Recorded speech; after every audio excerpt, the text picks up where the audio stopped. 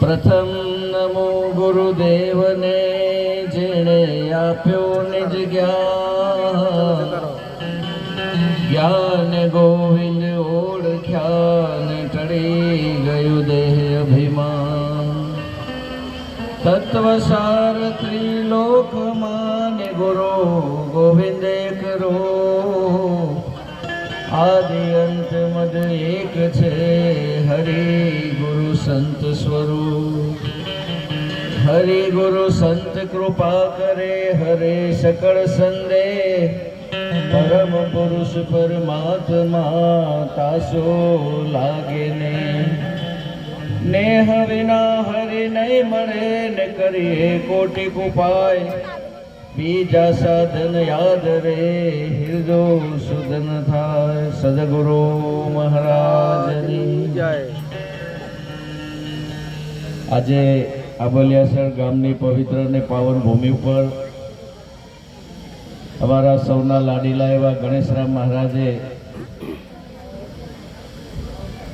ઘણા બધા સંતોને તેડાઈ આજનો સમય ધન અને જે સેવાનો લાભ લીધો છે એકવાર તાળીથી વધારીએ।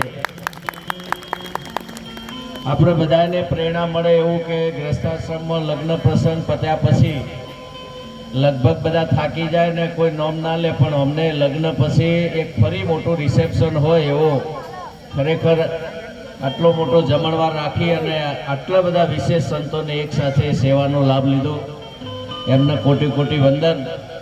અને દરેકને પ્રેરણા માટે કે ઘરમાં કોઈ પણ શુભ પ્રસંગ હોય તો સંતોના આશીર્વાદથી ગ્રસ્તાશ્રમમાં કોઈ પણ પ્રવેશ કરતું હોય તો આવનારા સમયમાં આવી પ્રેરણા લેવા જેવી, કેમ કે દીકરીને અને જમાઈને પણ જમાઈને ખબર પડે કે આપણે ક્યાંથી કન્યાદાન થયું છે, કેવા પરિવારમાંથી કેવા સંતોની પ્રેરણા અને જ્યાં સંતોનો આશીર્વાદ હોય તો જમાઈએ પણ ભાગ્યશાળી કહેવાય કે આવા સત્પુરુષોના પરિવારમાંથી દીકરીનું એમને જે કન્યાદાન મળ્યું છે તો એમના જીવનમાં હૃદયથી અમારા સંતોના આશીર્વાદ હંમેશા રહે, એમનું જીવન હંમેશા શીલવંત પવિત્ર નિયમ ધર્મવાળું રહે અને બંને સાથે મળી અને ગ્રસ્તાશ્રમને દીપાવે અને ભક્તિ પણ દીપાવે અને અવસર પણ શોભાવે એવા હૃદયથી આશીર્વાદ। હવે ગણેશરામ મહારાજ ગણેશરામ મહારાજ પેલું માતાજીની ઈચ્છાથી એક ભેટ આપું છું, બેબીને બોલાવી દેજો તો એમને હાથે એક ભેટ સન્માન કરી। રશ્મિકાબેન આ પ્રસંગે ઘણા વિશેષ સંતોને ઘણા સમય દર્શનનો યોગ કરાવ્યો, અમને પણ ખૂબ ખૂબ લાભ મળ્યો આ નિમિત્ત પ્રસંગે, તો એમના પરિવારને કોટી કોટી વંદન કે આ પ્રસંગે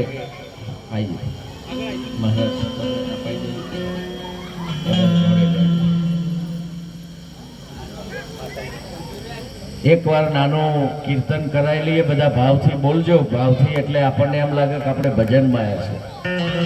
હે તમે ભાવે ભજી લો ભગવાન જીવન થોડું રહ્યો,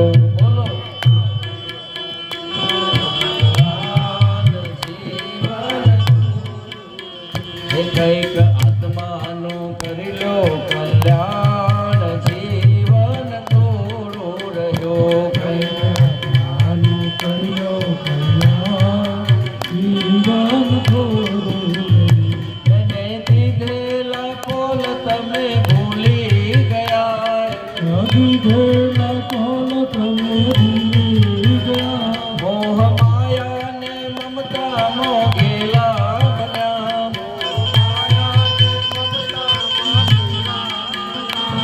તો શું ભૂલ્યા છો માન જીવન થોડું રહ્યું છે,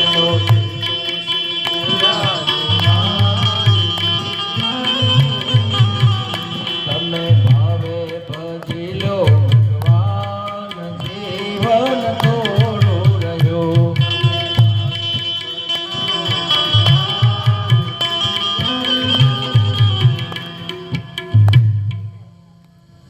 આજે સંત સુરા અને સુરવીર હંમેશા ચીલો પાડે, કંઈક આપણે બધાને પ્રેરણાદાયી આવું ભગવત કાર્ય કર્યું ને એમાંય આપણને સંતોના દર્શનનો, આટલા બધા સંતોના દર્શનનો યોગ કરાયો. આપણે પણ ધનભાગી થઈ ગયા. તમામ સંતો શાસ્ત્રોનો એક જ નિચોડ છે કે મનુષ્ય જીવન એ અમૂલક રત્ન ચિંતામણી દેહ છે. અને આ અવસરે જો કદાચ આવા સાચા સદગુરુ મળી જાય અને સંત મળી જાય તો આપણો બેડો પાર થઈ જાય. પણ તમામનો એક જ પ્રશ્ન, થોડો મૂંઝવતો પ્રશ્ન એવો હોય છે. એકવાર માતા દેવહૂતિએ કપિલ ભગવાનને પૂછ્યું, જ્યારે આપ કપિલ ગીતા જોવો તો, કે સાચા સંત કેવા હોય, સાચા સંતને ઓળખવા કઈ રીતે? એવો એક પ્રશ્ન પૂછ્યો. કે છે કે બધા સંતો શાસ્ત્રો, હે કપિલ ભગવાન તમે પણ કહો છો કે સંતના શરણે જાઓ, પણ કે છે મારે સંતને ઓળખવા કઈ રીતે, સંતની પારખ કઈ રીતે થાય? ત્યારે સુંદર જવાબ આપ્યો કે તમારું વર્તમાન જ્યારે સંત જેવું થશે ત્યારે તમને સંત દેખાશે. સંતના સંતપણા નથી મફતમાં. માતા સંતને જોવા હોય, સંતને ઓળખવા હોય તો તમારે સંત જેવા દિવ્ય ગુણો ધારણ કરવા. જ્યારે તમારી રેણી રહેશે, તમે સિલવન તપદાન ભાવ ભજન વ્રત તમે રહેશો, ત્યારે સાહેબ તમારે ખોળવા નહીં પડે, સંત સામે ચાલીને આવશે ને. એટલે આપણે જ્યારે આર્તતા, આપણી તિતિક્ષા અને આપણું સમર્પણ, આપણી જ્યારે ઈચ્છા થાય ને કે પરમાત્માનો ભેટો કરવો છે, ત્યારે સંત સામે ચાલીને મળે ને મળે. તો આપણે જ એવો સંગ કરીએ, સતત સંતોના સંગમાં રહીએ, સંતોના સેવાનો લાભ લઈએ. નારદ ભગવાનને પણ એકવાર પૂછ્યું, કે છે કે આ નારદ એ દાસી પુત્ર હતો, દાસી પુત્રમાંથી દેવર્ષિ કઈ રીતે થયો? તો એમને કહ્યું કે પ્રથમ તો હું મારું ચરિત્ર, કે મારો પુરાવો આપો, હું બીજાનો નહીં પણ કે મારો પોતાનો પુરાવો આપો. કે છે હું નાનો હતો, છોકરાઓ ભેગું રખડતો, મને કોઈ ગમ નથી પડતી, પણ મારા ગામમાં એકવાર સંતો પધાર્યા અને ગામે બધાને અલગ અલગ કામ આપ્યું, સેવા આપી, અને મારા ભાગમાં આવી સંતોની સેવા. એ જન્મમાં મેં એવી સેવા કરી મન મૂકીને, અને સંતોની નજીક જવાનો મોકો મળ્યો. મેં પાણી આપ્યું, સેવા આપી, અને એ સેવા આપતા આપતા સંતોની દ્રષ્ટિ મારા ઉપર પડી, સંતોના હાથ મારા ઉપર ફરવા મળ્યા. પણ નારદ કહે છે કે મારામાં બે ગુણો હતા. મને આ સેવા કેમ આપી? તમે જોજો, તમે પણ રહેતા હોય ને, પણ તમારી લાયકાત પ્રમાણે તમને સંત ફરજ બજાવશે.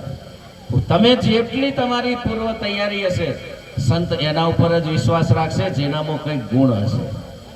તો એક ગુણ પણ કાફી છે સંતના પ્રિય થવા માટે. તો નારદ કહે છે મારામાં બે ગુણો હતા. એક તો હું વહેલા ઉઠતો અને ઓછું બોલતો. સંતને કોણ પ્રિય હોય? જે ઓછું બોલે અને વહેલો ઉઠે.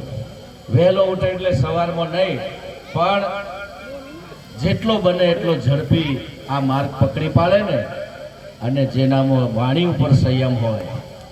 આ બે ગુણોને લઈને અને મને કહે છે સેવા મળી, અને એ સેવાથી હું સંતના નજીક ગયો, સંતોના સ્પર્શ થયા. સંતોનો સ્પર્શ મારા માથે ફર્યો. આપણા વડીલો પણ તમે જુઓ, નાનપણથી બાળકોને જ્યારે સંતો આવે તો જય ગુરુ મહારાજ કરાવે. આજે પણ તમે જુઓ, નાની નાની દીકરીઓ આવીને જય ગુરુ મહારાજ. સાહેબ, સંતની દ્રષ્ટિમાં એટલી બધી બળ છે, એટલો આશીર્વાદ છે. જે સંતોના સન્મુખ રહેશે ને એનું કલ્યાણ પહેલું થાય ને. કે છે મારા હાથ ફર્યા, મારા ઉપર સંતોનો હાથ ફર્યો, મારી બુદ્ધિ પવિત્ર થઈ ગઈ, મારા વિચારો પવિત્ર થઈ ગયા, મને સંગ બાળકોનો છૂટી ગયો અને સંતોનો સંગ મળી ગયો. અને ત્યાંથી મારી ભક્તિની શરૂઆત થઈ, અને ત્યાંથી એવી અવિરત ભક્તિ ચાલી કે નારદ દાસી પુત્રમાંથી દેવર્ષિ થયો. આજે જ્યાં જાઓ ત્યાં બધા મને માન આપે છે, અને માનનું કારણ કેવલ સંતો છે, સંતના આશીર્વાદ. નારદ એ ભક્તિના આચાર્ય છે, અને ભક્તિની શરૂઆત કઈ કરવી એ હાલ આ પ્રગટ નારદ અવતાર પુરુષો છે. હાલ એ નારદ ભક્તિનું સ્વરૂપ છે, અને એ આચાર્ય આ સંતો જ આપણને શીખવાડે છે ભક્તિની શરૂઆત કઈ રીતે. પહેલો સંગ કરાવે, જ્યાં સંત મેળાવડો હોય આજુબાજુમાં ભજન કરે ને કરાવે, જેથી કરીને આપણા બાળકોનો, આપણા પરિવારનો સંગ બદલાય. સાહેબ જ્યાં સંઘ નથી ને જ્યાં સંતોનો વસવાસ નથી તે ભૂમિ આજે પણ બંજર છે. આજે પણ ત્યાં કોઈના મુખે રામનું નામ આવતું નથી. ભલે ધનવાન હોય, કરોડપતિ હોય, મોટા મોટા, પણ સાહેબ જો સંત નહીં હોય, જેના સોસાયટીમાં કે જે પરિવારમાં કે જે સમાજમાં કુટુંબમાં સાહેબ જો સંતોનો ઘસારો ના હોય ત્યાં કોઈ ભલેવાર હોતો નથી. સંત બડો પરમારથી શીતળ વાકુ અંગ તપત બુઝાવે ઓરંકી દે દે અપનો રંગ.